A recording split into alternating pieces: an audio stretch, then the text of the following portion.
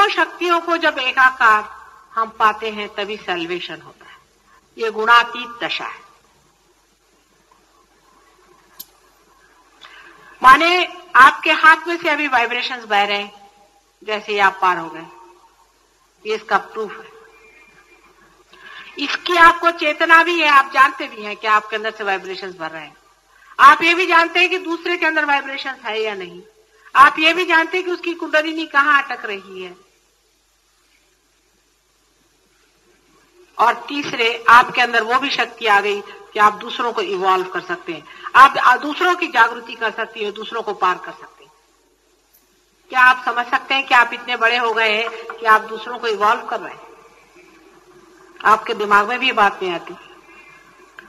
आप समझ भी नहीं सकते कि तीनों शक्तियां आपके अंदर में एकत्रित होकर के बह रही हैं, और इसीलिए आपकी इसकी चेतना भी है, आप जानते भी हैं।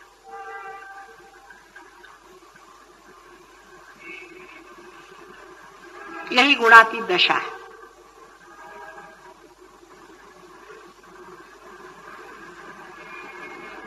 इन तीनों दशाओं को जब हम पार कर लेते हैं तो चौथी दशा में आते हैं, जहां तीनों का मिलन हो गया, एक ही धारा बन गई हो। यही फोर्थ डायमेंशन, यही चौथा डायमेंशन। और इस चौथे डायमेंशन में जब हम चलने लगते हैं तभी हम गुणातीत दशा में जाते हैं, जहां गुण हमसे छूट गए। तब यही चैतन्य, इसे कहना चाहिए, जहां आप absolute knowledge, absolute love and absolute bliss, इन तीनों के साथ में संबंधित हो जाते हैं। और इसको करने के लिए जो शक्ति अपने अंदर में बची खुची रखी जाती है, जिसे रेसिडुअल एनर्जी कहना चाहिए, वो शक्ति हमारे त्रिकोणाकार अस्थि में नीचे छिपी हुई है, और वही इस्तेमाल में आती है, और वही इन तीनों शक्तियों को छेद करके एक कर देती है। और तभी आप गुणातीत दशा में जाते हैं, और तभी आप में चैतन्य हो जाता है। माने ये कि आप इन तीनों चीजों से भूषित हो जाते हैं, जिसके कारण आपके हाथ में से वाइब्रेशंस बहना शुरू हो जाते हैं, जिसके कारण आप दूसरों की कुंडलिनियों को पहचानने लगते हैं, और जिसके कारण आप दूसरों को भी रियलाइजेशन दे सकते हैं। ये तीनों शक्तियां जब कार्यान्वित होती हैं तब उसकी चेतना हमें रहती नहीं। हृदय हमारा धड़क रहा है, लेकिन हम अपने हृदय के ठोके अपने सर से सुन नहीं सकते। हृदय पे अगर कोई प्रेशर हो तो हम उसे जान नहीं सकते। हमारे पेट में अगर कोई शिकायत हो रही हो तो हम उसे समझ नहीं सकते, सिवाय इसके कि थोड़ा सा दर्द होगा। लेकिन जब आप गुणातीत दशा में चले जाते हैं तो आप अपने हर एक चक्र को पकड़ सकते हैं कि मुझे कहां तकलीफ हो रही है। आप अपने आप से पकड़ लेंगे, कहेंगे मां मेरा आ गया, पकड़ गया, मेरा आ गया, पकड़ गया। पहले आप जानते नहीं थे, ये मशीन और आप एक ही थे, आपको पता ही नहीं था कि मशीन कहां खराब है। आप भूत भी पकड़ते थे, आपको पता नहीं होता था, और आप बीमारियां पकड़ते थे, आपको पता नहीं होता था।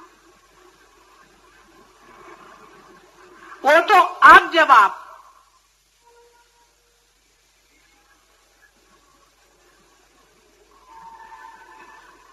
गुणातीत में उतर गए हैं, उस वक्त आपको ये समझ में आने लगा कि ये मिस्टर जो है ये अलग है और हम अलग हैं। ये कोई मशीन है, इसका आज्ञा पकड़ गया है, इसका व्हील खराब हो गया है, इसका डायनामो उतर गया। आप खुद ही कहते हैं कि मेरा मूलाधार पे ही पकड़ा है, आप खुद ही कहते हैं, मुझको नहीं कहना पड़ता। लेकिन जब तक ये फर्क अच्छे से नहीं पता होता है तब तक बड़ी मुश्किलें रहती हैं साधना में।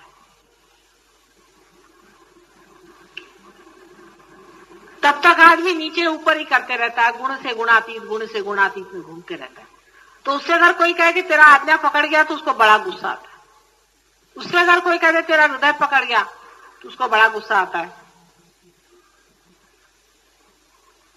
लेकिन जब उसको पता है कि ये मशीन ही है, वही अलग बाहर है, ये पकड़ गई होगी तो पकड़ गई होगी, इसको मार पीट के हम ठीक कर लेंगे, तब उसको बुरा नहीं लगता है, और तभी वो उसको ठीक भी करता है। तब वो सुबह से शाम तक अपने को जूते मारता है कि ये जो जूते मारता है वो अपने को नहीं मारता है, लेकिन इस मिस आइडेंटिफिकेशन को मारता है जो आप ये शरीर है। ऐसे ही आदमी की साधना ऊपर हो सकती है। और जो आदमी अभी भी उस चक्कर में घूम रहा है, जो अपने को उससे निगड़ित रखता है, उसकी साधना कुछ नहीं हो सकती, वो चाहे अपने को कुछ भी कहे। अब बहुत से लोगों में मैं देखती हूँ अपने यहाँ, कुछ तो अभी बहुत ही ड्वार्फ्स हैं, बिल्कुल ड्वार्फ्स हैं, कुछ थोड़े ऊपर आ गए, आधे अधूरे, और कोई बहुत पहुंच गए। अब जो बहुत पहुंच गए उनको मैं जानती हूँ, आप नहीं जानते। और जरूरी है कि जो बहुत पहुंच गए वो नजदीक मेरे ज्यादा आ सकते हैं, क्योंकि वो मुझे ज्यादा समझ पाते हैं। उनसे एक तानता होती है, तन्मयता होती है। और मैं देखती हूँ कि लोग उनसे जलसी करते हैं। ये छोटेपन की बात है। जलसी आपने की और हृदय चक्र आपका पकड़ गया, खट। मुझे कहने की जरूरत नहीं, आपके फौरन उंगली जलना शुरू हो जाएगा। मैं कुछ बोलती, आप जलसी किसी से करिए, आपका हृदय चक्र इतना जबरदस्त पकड़ेगा। मैं नहीं कहती कुछ।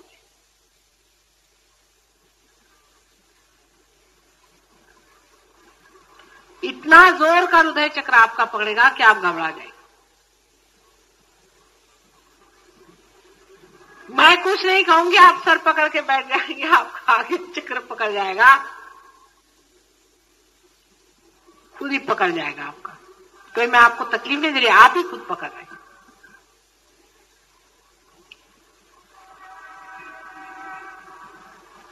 धीरे धीरे वो भी अकल आने लग जाएगी। जब ये होने लगेगा तो ये भी अकल आ जाएगी कि जूता मारना चाहिए गुरु को, अगर माता जी ने कहा है तो। सर्व साधन उपाय कर लिए। अब एक उपाय सिर्फ करो कि अपने से अपने को हटा लो। सो हटाए कैसे? सब लोग यही तो प्रश्न पूछते थे सदियों से कि ये कैसे हो। ये तो कृष्ण ने कह दिया कि साक्षी स्वरूप हो जाओ। कैसे? ये कैसे हो, ये जंपिंग कैसे हो, कैसे हम पाए? इस चीज को हम कैसे मान ले कि ऐसा होता है? जिस प्रतिबिंब को हम देख रहे हैं वो प्रतिबिंब जहां से आ रहा है वो हम कैसे हो जाए? हम तो प्रतिबिंब पर बैठे हैं, हम ये कैसे हो जाए? हम सब्जेक्टिव कैसे हो जाए? अब आप हो ही गए, ये तो बात पक्की। नहीं तो आपको अपना आज्ञा चक्र कैसे समझ में आता है? और आपकी नाभि जो अभी पकड़ रही है और आपको यहाँ काट रही है, अपने आप से हाथ झटके जा रहे हैं। लेकिन वो सहज और सरल में मिल गया, उसका कोई दाम नहीं पड़ा, कोई मेहनत नहीं पड़ी। मैंने तो अपनी खेती कर ली। खेती में कुछ बीज होते हैं जो सड़े गले होते हैं, उन पर आप कितनी भी मेहनत करो, कुछ भी करो, ब्रेनलेस, हार्टलेस, यूजलेस, कुछ भी नहीं बनता उनसे। कितनी भी मेहनत करो फिर वहीं आएंगे, फिर वही करेंगे, फिर वही। आप सब कर लो, प्यार कर लो, डांट लो, बोल लो, कुछ भी कर लो। अब उनको चलो फिर चलने दो, अगले 10-15 जन्म में कभी न कभी कुछ हो।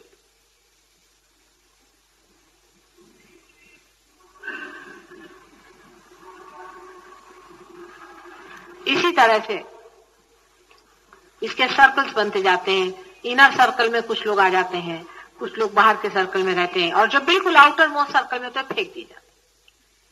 वो अपने को बहुत अक्लमंद समझते हैं कि साहब हम तो दूर ही हैं, हमें कोई मतलब नहीं। रहो, पाया कुछ भी नहीं। यहां आने से आपको क्या देने का है? आपको तो लेने ही का है। ये तो ऐसा ही हुआ कि कोई भंडारे में आके कहे भाई मैं तो इतना अक्लमंद हूं, मैं तो गया ही नहीं भंडारे के पास। गंगा के पास जाके कहे भाई मैं तो गंगा में नहाने ही नहीं गया, मैं तो अपने कुएं में ही नहा रहा। ऐसे ही अक्लमंद लोग। और जो गंगा में नहाते हैं उसमें डुबकियां लगा रहे हैं, जिन्होंने हिम्मत की हुई है, जो इसमें कूद रहे हैं, उनको वो सोचते हैं कि बेवकूफ है, और गंगा से गुस्सा हो रहे हैं कि भाई इनको क्यों इतना कूदा रही हो। अरे भाई वो ही कूद रहे हैं, मैं क्या कूदा रही हूं?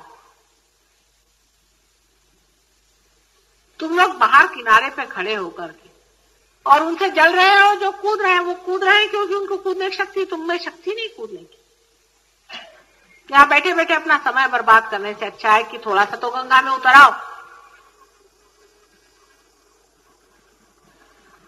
इसीलिए कुछ लोगों की प्रगति बहुत होती है और कुछ लोगों की नहीं होती। मुझे अनेक बार लोग प्रश्न पूछते हैं, माता जी किसी किसी की इतनी प्रगति क्यों और किसी की क्यों? हिसाब ही आप ही का है। आप जितने अग्रसर होंगे उतने आपकी प्रगति होगी, जितने आप पीछे रहेंगे उतने आपकी नहीं होगी। एकदम सीधा हिसाब है। अब कोई गरीब दरवाजे से आया और उसने देखा कि मैं यहाँ बैठी हूँ, आप यहाँ क्यों बैठे, मैं वहां क्यों खड़ा हूँ, इसका कोई जवाब है? जवाब ये कि आप वहीं खड़े हैं तो मैं उसे क्या करूं, मैं यहाँ बैठी हूँ इसलिए मैं यहाँ बैठी हूँ। अब आप उतना चल के क्यों नहीं आती इधर? वो नहीं आएंगे, वहां से सवाल पूछेंगे कि ये क्यों